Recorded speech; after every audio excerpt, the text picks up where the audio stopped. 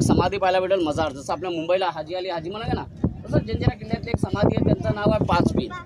किल्ला बनायच्या आधी ते एक टापू होतं, आयलंड होतं. ज्या राजाने किल्ला बनवला त्या राजाचं नाव आहे सिद्दी जोहर. आणि सिद्दी नावाचे आपल्या भारतामध्ये 2 राजे येऊन गेले, महाराजांच्या काळात होते. ज्यांनी पनालकीवर बेरा टाकलेला ते मोगल होते. हे जे सिद्धी होते आफ्रिकन होते ना, आफ्रिकन आपल्या महाराजांच्या 550 वर्ष अगोदर आलेले. भारतात कशामुळे आले? वेपारसाठी. लोंग, इलायची, गरम मसाला ना, स्पाइसचे बिझनेससाठी ते यायचे.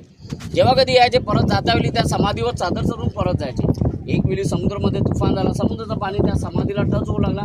समाधीला वाचवण्यासाठी त्यांनी आयलँडची तटबंदी करायची ठरली. 1118 मध्ये किल्ल्याचं बांधकाम सुरू केलं आणि 1140 मध्ये किल्ला बनवून तयार झाला.